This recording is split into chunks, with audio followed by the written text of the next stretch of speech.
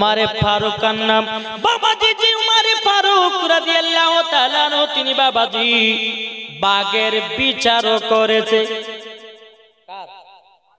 বাগের বিচারও করেছে তার নাম হলো বাবা উমারে ফারুক রাদিয়াল্লাহু তাআলা আনহু এ বিরাদর ইসলাম মুআজ্জাজ সামানি কিরাম এ সুনামানি কিরাম ওগো আমার মা কালো শুনে যান না রাতের বেলা গো মা জননীরা একটা মহিলার গর্ভে থেকে বাবাজি পুত্র সন্তান জন্ম নিয়েছে আর একটা মহিলার গর্ভে থেকে বাবাজি কন্যা সন্তান জন্ম নিয়েছে মহিলা দুটো ঝামেলা করতেছে বলে পুরুষটা ছেলেটা হলো আমার এই মহিলা বলতেছে বলে না এই ছেলেটা আমার ওই মহিলাটা বলতেছে ছেলেটা আমার মেয়েটা তোমার দুই মেয়ের মধ্যে বাবা ঝামেলা শুরু বলি কার কাছে যাই তোর মেয়েটা বাবাজি হযরত উমারে ফারুক রাদিয়াল্লাহু তাআলা আনহুর কাছে বাবাজি এসেছেন আসার পরে বলতেছে বলো গো হুজুর ও গো হুজুর আপনার কাছে একটা বিচার নিয়ে এসেছি বলে কি বিচার বলুন না বলো হুজুর গো আমাদের মধ্যে একটা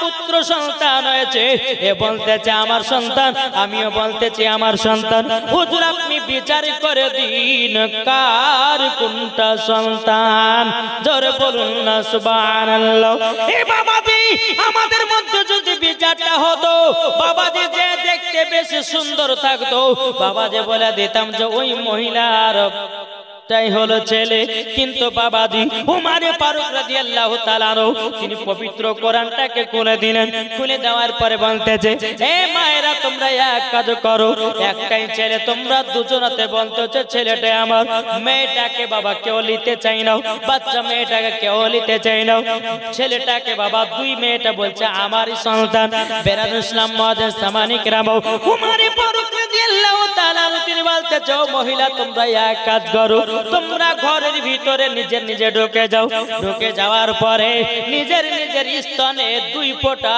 করে দুধ বের করো জোরে দুই ফোঁটা করে দুধ তোমরা বের করো বেরাদুল ইসলাম মুআজ্জাজ সামানি কিরাম একে যখন বাটি দেওয়া হলো দুই মহিলা দেখি বাবাজি দুই ফোঁটা করে স্তন থেকে দুধ বের করা হলো হযরত উমারে ফারুক রাদিয়াল্লাহু তাআলা তিনি মনে মনে চিন্তা করে কিভাবে মাপা যায় বাবাজি তিনি কোরআনটাকে আবার খুললেন খোলার পরে বাবাজি দাড়ি তৈয়ার করলেন কি করলেন দাড়ি পাল্লা আর সেই বিচারটা করার জন্য সর্বপ্রথম দাড়ি পাল্লা সেই দিন তৈরি হয়েছিল জোরে বলবেন না বেরাদুল ইসলাম মুআজ্জাজ সামানি কিরাম দাড়ি পাল্লা যখন বাবাজি আপনার তৈয়ার করা হলো দুই মহিলাকে বলতেছে বলে মা তোমার স্তনের দুধটা কোনটা বলে দাও বাবাজি দাড়িতে দেওয়া হলো বলে মা তোমারটা কোনটা বলে এটাও বাবাজি দুই মহিলার বাটিটা বাবা দুটো দাড়ি দিকে আপনার রেখে দিয়েছি বাবাজি মুসলমান একটাই দুধের ওজন হয় আপনার ভারী আর একটা দুধের ওজন হয় বাবাজি পাতলাও বেরাদুল ইসলাম মুআজ্জাজ সামানি কিরাম যেটা ভারী উমারে ফারুক বলতেছি বলে মা তোমার হলো পুত্র সন্তান যেটা হলো হালকা ওগো মা তোমার হলো কন্যা সন্তান জোরে বলেন না এইরকম বাবা উমারে ফারুক তিনি বাবা বিচার করতেন দুনো মহিলা বলতেছে বলো গো হুজুর আপনি বুঝলেন কেমন করে আমার এটা কন্যা সন্তান এটা আমার পুত্র সন্তান বুঝলেন কেমন করে উমারে ফারুক বলতেছে বলো গো মা তার পুত্র সন্তান হবে তার দুধের ওজন হবে ভারী যার কন্যা সন্তান হবে তার দুধের ওজন হবে পাতলা জোরে বলুন না সুবহানাল্লাহ এইরকম ভাবে উমারে ফারুক রাদিয়াল্লাহু তাআলা আনহু তিনি বাবাজি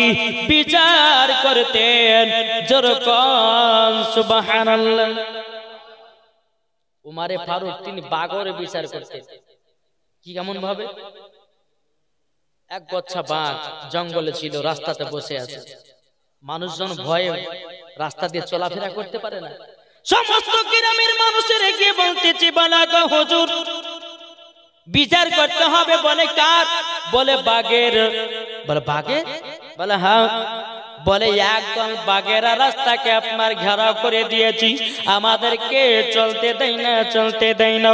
হযরত উমর ফারুক রাদিয়াল্লাহু তাআলা আনহু তিনি বাবাজি কি করলেন, এক পা দুপা করে বাবাজি আপনার এসেছেন।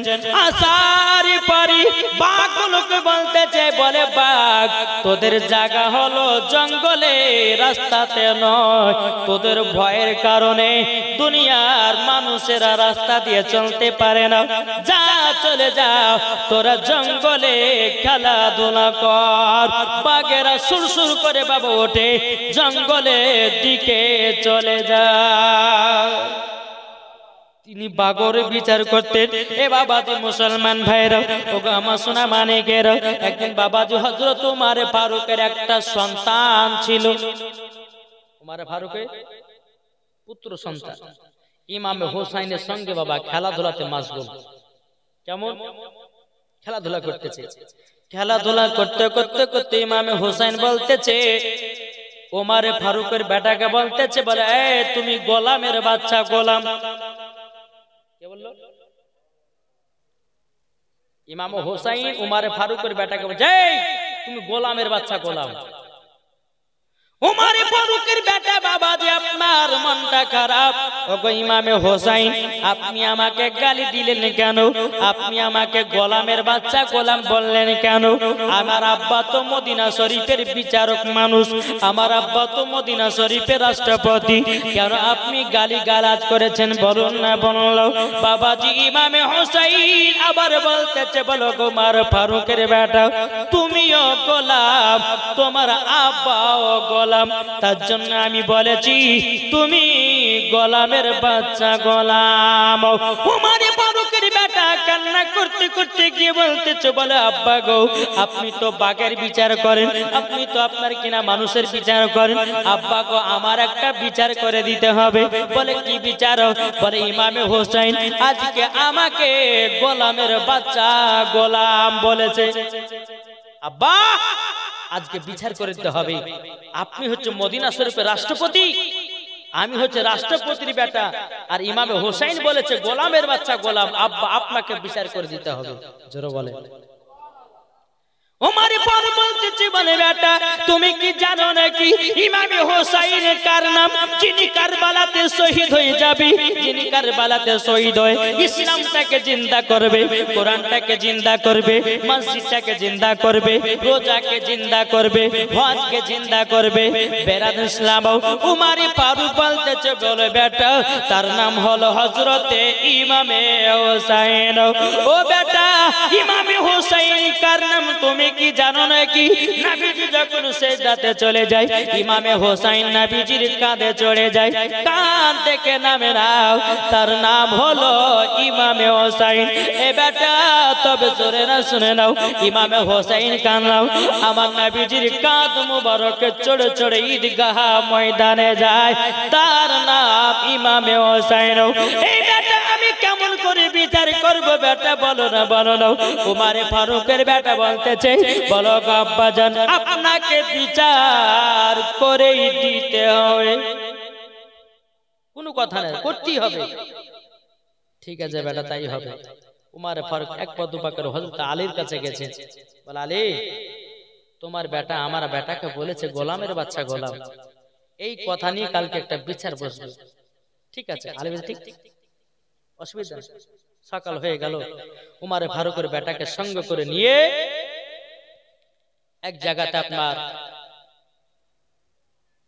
বিচার বসবেন, মিটিং বসবে, অনেকে নবীর সাহাবীরা বসে বসে আছে, চোখের পানি ফেলে নবীর সাহাবীরা বলছে, উমর ফারুক আপনার কি মাথা খারাপ হয়ে গেছে নাকি?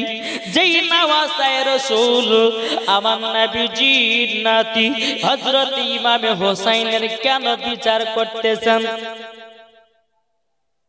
বাবা সাহাবীরা কেঁদে কেঁদে পাগল বলো গো হুজুর আপনি বিচার করবেন না করবেন না বলো গো নবী সাহাবীরা ইমামে হোসেন আমার বেটাকে বলেছে গোলামের বাচ্চা গোলাম আমি এটাই ফয়সালা নিতে চাই বেরাল ইসলাম মুআজ্জাজ সামানি কিরাম উমর ফারুক রাদিয়াল্লাহু তাআলা তিনি বলতেছি বলো গো ইমামে হোসেন আমার বেটাকে কালকে তুমি গোলামের বাচ্চা গোলাম বলেছো নাকি যখন বাবাজি ইমামে হোসেন বলতেছে বলে হ্যাঁ আমি তো বলেছি আপনার ছেলেকে গোলামের বাচ্চা গোলাম আপনার উমরে ফারুক বলছে বলে হুজুর তাহলে এই চিঠিটাতে আপনি লিখে দেন আপনি আমার বেটাকে গোলামের বাচ্চা গোলাম বলেছেন এই কথাটা আপনি চিঠিতে লেখায়া দেন ইমাম হোসেন বাবা গোলামের বাচ্চা গোলামটা লিখে দিল লিখে দেওয়ার পরে বেরাদ ইসলাম মুআজ্জাজ সামানি কিরাম উমরে ফারুক হাত উঁচু করে বলছো গো নবীর সাহাবীরা আজকে আমার বিশ্বাস হয়ে গেল আমিও জান্নাতি আমার বেটাও জান্নাতি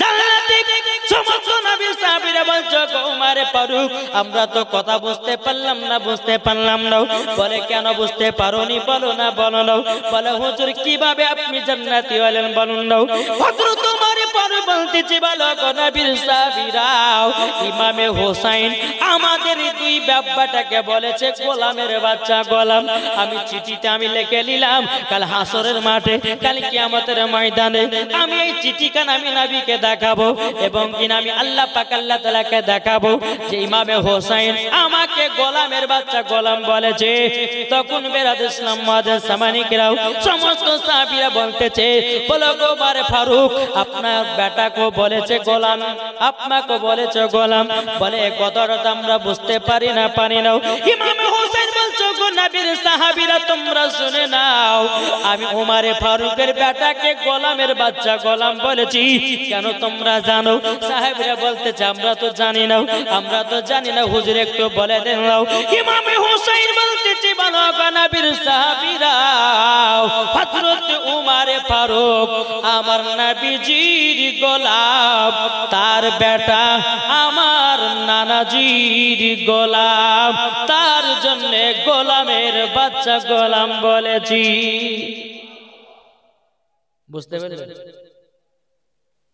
উমরে ফারুক আমার নবী আমার নানাজির গোলাম তার সন্তান আমার নানাজির গোলাম আচ্ছা আমরা নবীজির গোলাম না জি কিন্তু ইমামে হোসেন একবার নির্ধারিত ও বলেছে এই গোলামের বাচ্চা গোলাম তার মানে উমরে ফারুক বুঝে গেলেন যে আমি জান্নাতি জোরে বলেন কার গোলাম উমরে ফারুক কার গোলাম নবীর গোলাম তার সন্তান কার গোলাম নবীর গোলাম তাই উমরে ফারুক বলতেছে বলো শোনো ইমামে হোসেন যখন চিঠিতে লিখে দিয়েছে গোলামের বাচ্চা গোলাম আমি তো নবীর গোলাম আমার বেটাও নবীর গোলাম তাই আমি এটা নির্ধারিত করলাম আমিও জান্নাতি আমার বেটাও জান্নাতি জোরে বলবেন না আচ্ছা আমরা নবীর গোলাম বলে এই জান্নাতি বাগানে বসে আছি ঠিক না তাই কবি বলতেছে আমরা নবীজির পাগল আমরা মদিনার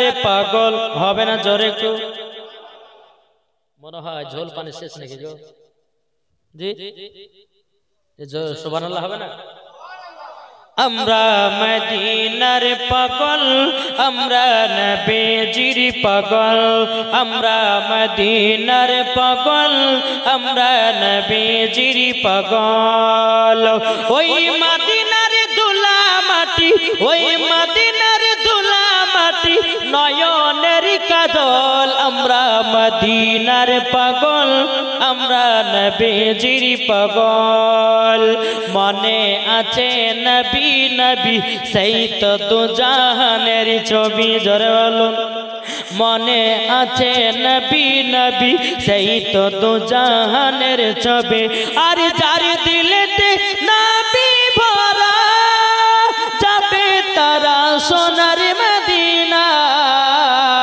আমরা নবীজির পাগল আমরা মদিনার পাগল আমরা নবীজির পাগল আমরা মদিনার পাগল ওই মদিনার ধুলা মাটি ওই মদিনার ধুলা মাটি নয়নের কাজল আমরা নবীজির পাগল আমরা মদিনার পাগল। জোরে বাবাজি আসুন, আপনাদেরকে একটা কথা বলবো, আমার কমিটি ভাইরা এই যে জলসাটা দিয়েছেন, এতে নেকির কাজ না গুনহার কাজ? নেকির কাজ। কিন্তু জলসা দিতে গেলে পরে বাবা তিনটা ফর্মুলাকে মেনে চলতে হবে। তিনটার মধ্যে যদি একটা যদি মিস করেন তো জলসাটা বেকার। কি বললাম?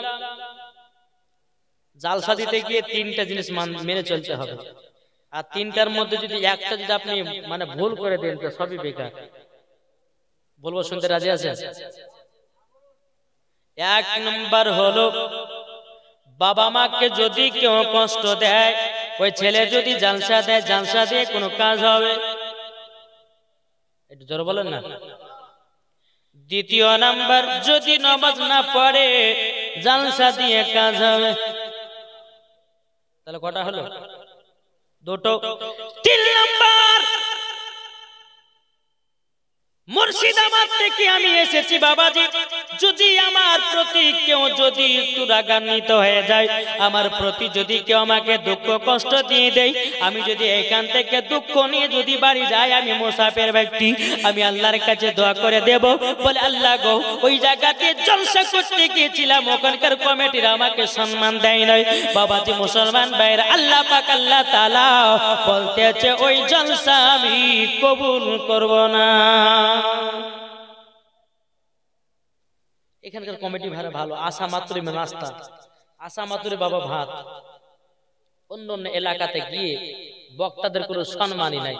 জি, যেমন জালসা শেষ, বক্তা খাইলো কি মরলো কি ঘুমালো আর কোনো চিন্তা নাই। কি গো, মুসাফির ব্যক্তি 300 কিলোমিটার রাস্তাকে 300 কিলোমিটার আপনার পথকে অতিক্রম করে আপনাদের এলাকার ভিতরে এসেছে।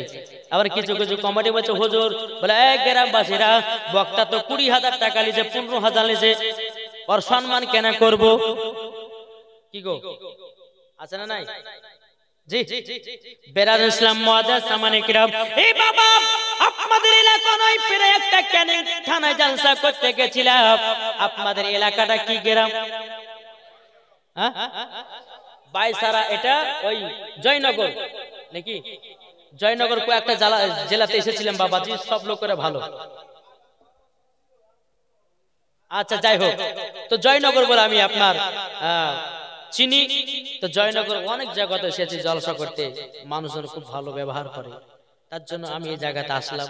এখানকার মানুষরা খুব সম্মান করেছেন বাবা। ওই জায়গা থেকে বাবা 4 চাকা নিয়ে আস্তে আস্তে ঘুরাতে ঢুকলাম। ঢোকার পর আসা নাস্তা, তারপর চাউল খেলাম, খেয়ে আসার পর এসে আপনাদের সামনে এখানে হাজির, মাশাআল্লাহ। তাই বাবাজি মুসলমান, অন্য অন্য এলাকাতে গিয়ে দেখি আসার পরে বাবাজি বক্তাদের কোনো সম্মান নাই। যেমন জালসা শেষ, বক্তা মরল কি বাড়ি গেল কি শুলো কি কিছু করলো, ওর কোনো খবর নেই, টাকা দিয়ে দিল, আপনি যেখানে যান, মরেন বাঁচেন সেটা আপনার ব্যক্তিগত না বাবা। বক্তাকে যেমন দায়িত্ব হিসাবে নিয়ে এসেছেন, সেরকম দায়িত্ব হিসাবে তাকে বাড়ি পৌঁছানো দেওয়ার দায়িত্ব কাদের? কাদের গো? জি, কমিটি ভাইদের।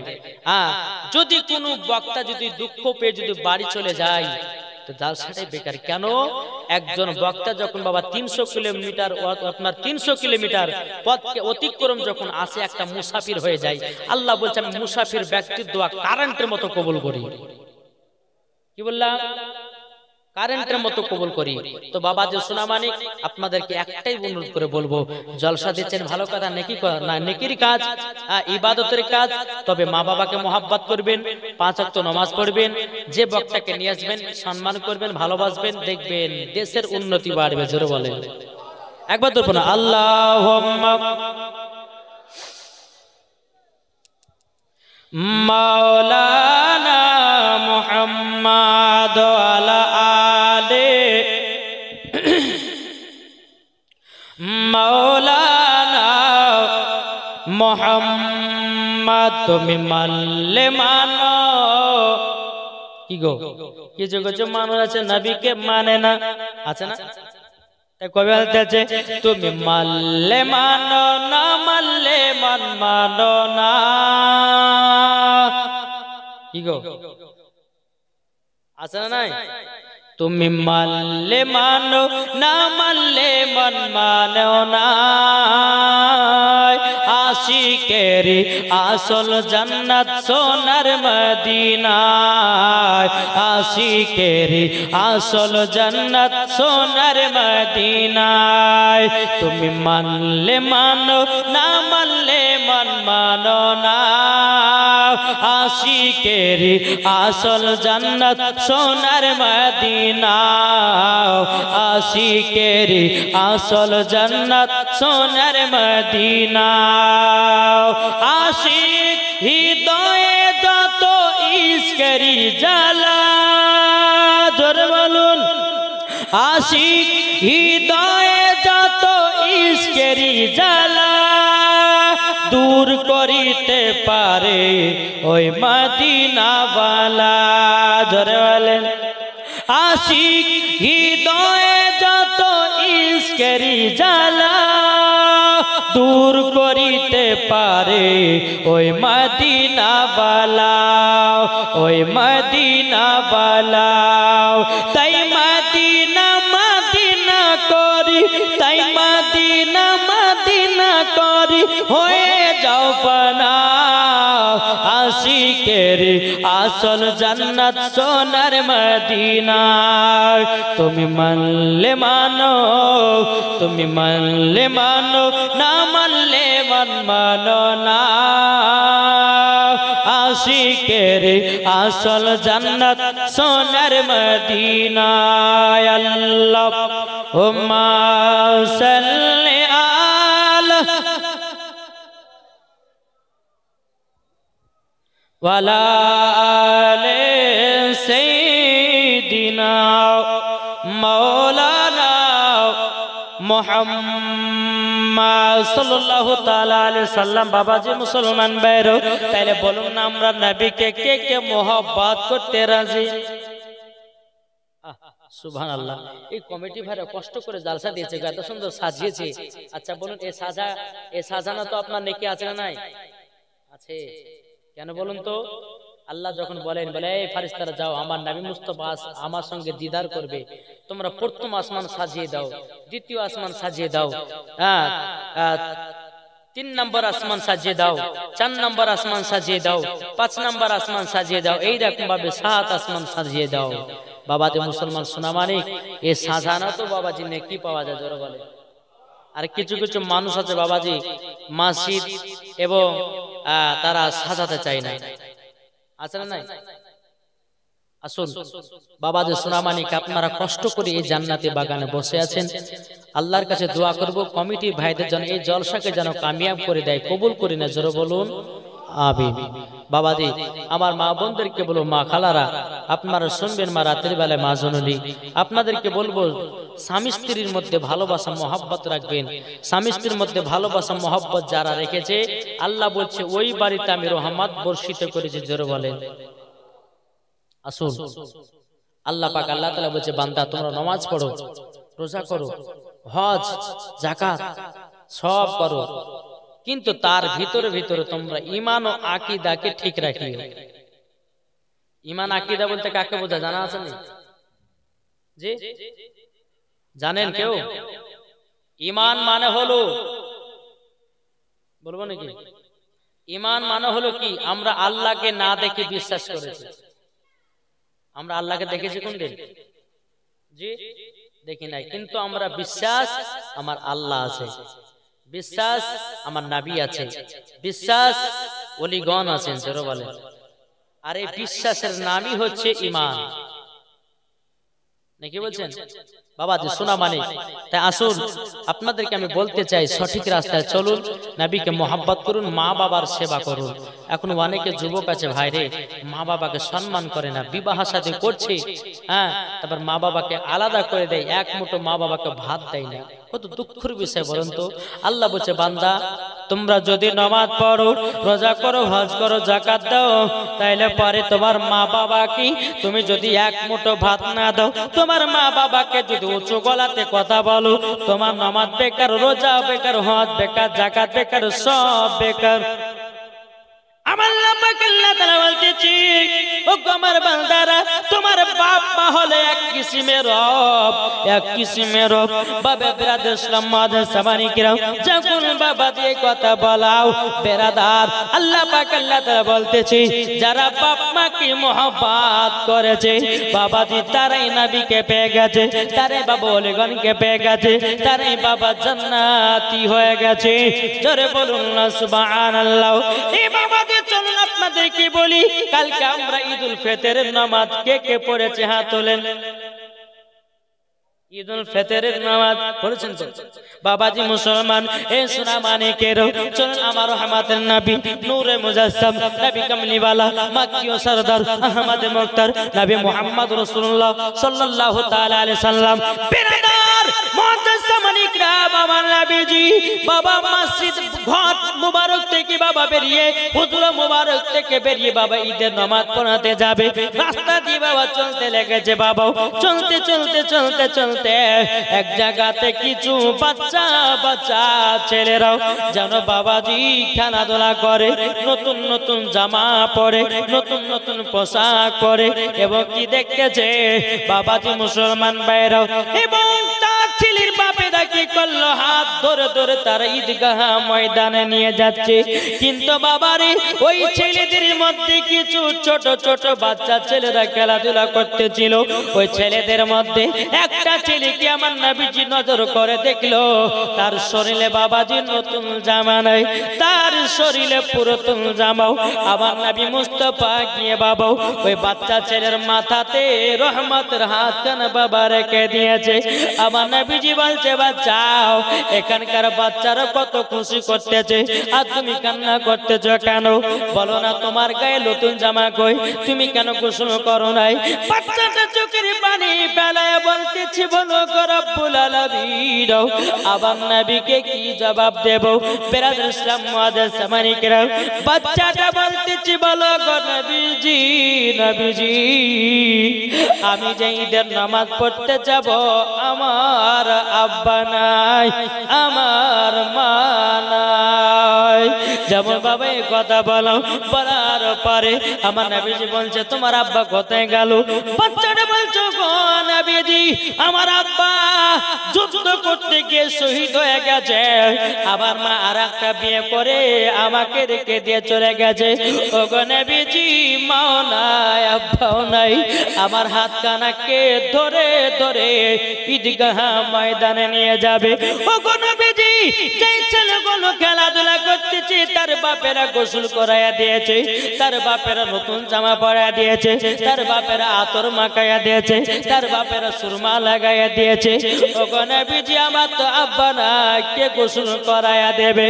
আমার নবীজি বলতেছে বলে বাচ্চা দুঃখ করো না, করো না, চলো না তোমাকে আমার সাথে নিয়ে যাব।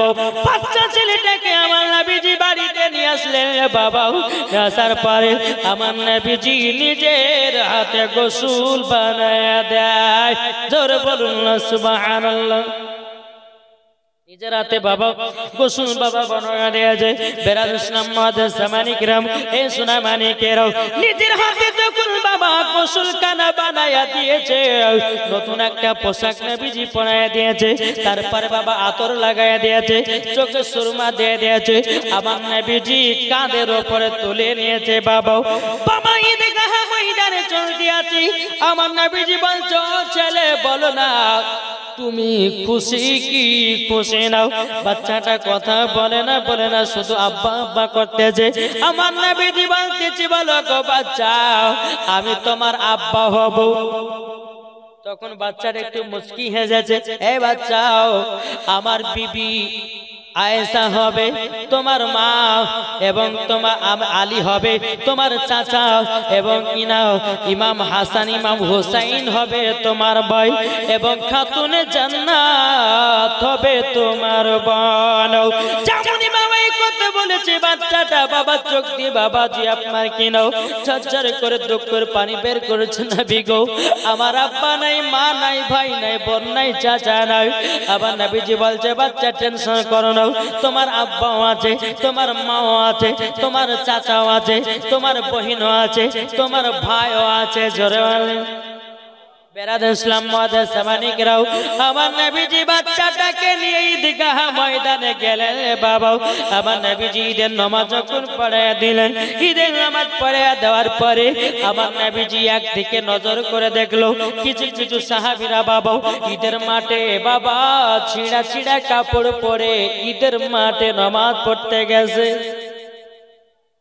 ঈদের মাঠে নামাজ পড়তে গেলে নতুন পোশাক পরা এটা হচ্ছে নবী পাকের সুন্নাত। আতর লাগানো এটাও নবীর সুন্নাত। সুরমা লাগানো এটাও নবীর সুন্নাত। জোরে বলে জি। এবং আল্লাহ পাক আল্লাহ তাআলা বলছে, এ বান্দা বান্দিরা, তোমরা বড় লোক হয়েছো, তোমাদের আশেপাশে যদি গরিব মিসকিন থাকে তাদেরকে জামা কাপড় কিনে দাও, তাদেরকে যাকাতের টাকা দাও, তাদেরকে ফিতরার টাকা দাও, তাদের যেন অভাব না হয়। এখন অনেক এলাকায় বাবা দেখছি গরিব গরিব মানুষেরা তারা ঈদের খুশি কিনে বাবা 1 কিলো গোশত কিনে তারা খুশি মানাতে পারে না। পারে জি বাবাজি সোনামানি।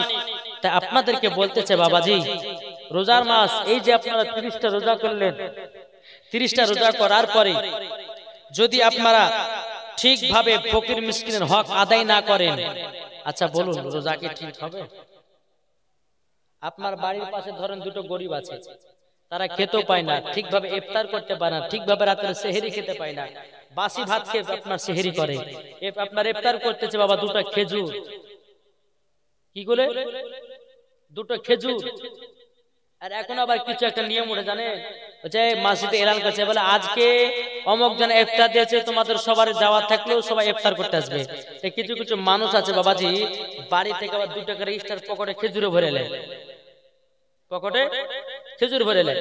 খেজুর ভরে নেওয়ার পরে পকেট থেকে খেজুর বের করে বাবাজি খাওয়া দাওয়া করে 2 গ্লাস পানি খায়। তো কিছু মানুষ জিজ্ঞাসা, হারে ভাই এখন তো খেজুর আছে, তো এই খেজুর না নিয়ে তোমার খেজুর বের করছে কেন পকেট থেকে? তোমার মতন পাগলা নাকি? আমি সারাদিন মানে শুকিয়ে থাকবো আর ওয়ার ইফতার করে আমার রোজাটা ওই নিয়ে নিবে না? এরকম পাগল আছে না নাই? জি আছে। আরে ভাই আপনাকে ইফতার করাবে উনি না, কিভাবে আপনি রোজা করবেন, আপনি কষ্ট করবে, আপনার রোজা কেউ নিতে পারে? আপনি নামাজ পড়বেন, আপনার ইবাদত কেউ নিতে পারবে? কাল কিয়ামতের ময়দানে বাবাজি আপনি ইবাদত করবেন, আপনি ইবাদত করবেন, আপনার বিবি করবেন, আপনার সন্তান করবেন, আপনার বাল বাচ্চারা করবে না। আচ্ছা বলুন তো, আপনি ইবাদত করলে কি আপনার বেটা বেটিকে জান্নাত দিবে? কি গো, নিজে আমল করো আর নিজে জান্নাতে যাও। জোরে বলেন, নিজে আমল করো আর নিজেই জান্নাতে যাও। আল্লাহ পাক আল্লাহ তাআলা বলতেছে এটাই তোমাদের জন্য খুশির খবর। তাই বাবাজি এই পবিত্র রমজান মাস যারা রোজা করেছেন, 30টা রোজা করেছেন, এবং আপনাদেরকে বলতে চাই যে যাকাত দেন। যাকাত, এই কে কে যাকাত দিয়েছেন হাত তুলুন দেখি। যাকাত মানে বুঝেন তো কাকে বলে? এগুলো আপনাদেরকে শিখতে হবে। যাকাত যদি দেওয়া হয় তা আল্লাহ বলছে ওই বাড়িতে আমি আরো রহমত বর্ষিত করব। জোরে বলেন কি? যাকাত দিতে হবে। যেরকম যাকাত আপনারা দেন কেমন করে আমি জানি না, কিন্তু আমি কিরকম ভাবে দিই যাকাত সেটা আপনারা শুনুন, হাদিস ও কোরআন থেকে প্রমাণ। যদি আপনি 1 বছর টাকাগুলোকে ইনকাম করলেন, ইনকাম করার পরে খাওয়া খরচা বাদ দিয়ে আপনি দেখতে পাচ্ছেন যে 3 লাখ কি 4 লাখ দাঁড়িয়ে গেছে, 100 টাকাতে যাকাত বেরিয়ে আসবে 2.5 টাকা। ক টাকা? ভালো করে মনে করে রাখেন, এই যাকাতের টাকা দিতে হবে। কেউ যদি যাকাতের টাকা না দেয় তার সম্পূর্ণ টাকাটা হারাম হয়ে যাবে। বুঝতে পেরেছেন? তো 100 টাকার মধ্যে যাকাত বাড়ি আসবে ক টাকা ভাই? এই বলেন না, এই যুবক স্যার বলেন। 2.5 টাকা। তাহলে 1 লাখে ক টাকা হয়? 2,500। 2 লাখে 5,000, 3 লাখে 7,500, 4 লাখে 10,000।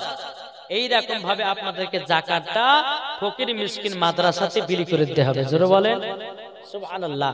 বাবাজি মুসলমান, আল্লাহ পাক আল্লাহ তাআলা আরো বলতেছেন যার বাড়িতে 7.5 ভরি সোনা থাকবে। ক ভরি বললাম? 7.5 ভরি। আর 52 ভরি যার বাড়িতে চাঁদি থাকবে তাকে যাকাত দেওয়া লাগবে, তাকে যাকাত দেওয়া লাগবে।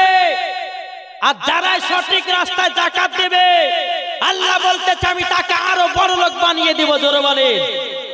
আর দেখা গেল যে ওই বছরে 5, 10 লাখ, 15 লাখ টাকা ইনকাম করছে, 1 টাকা যাকাত বের করছে না, তার সম্পূর্ণ টাকাটা খাওয়া হারাম হয়ে যাবে।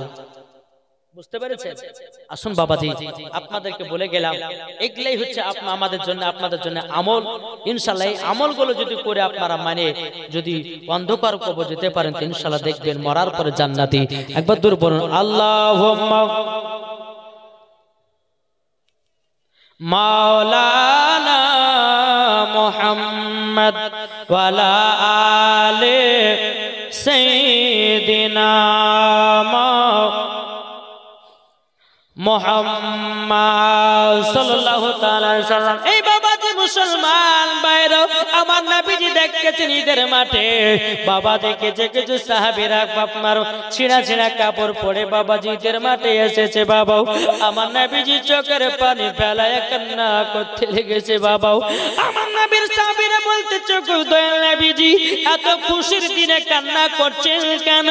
আবার নবীজি বলছো, গো সাহাবীরা তোমরা শুনে না, শুনে নাও, দেখো নাও, ঈদের মাঠে নামাজ পড়তে এসেছে আমার গরিব গরিব সাহাবীরাও, তারা একটা নতুন পোশাক পরতে পারে না, তারা ছিঁড়া ছিঁড়া কাপড় পরে তারা ঈদের মাঠে নামাজ পড়তে এসেছে।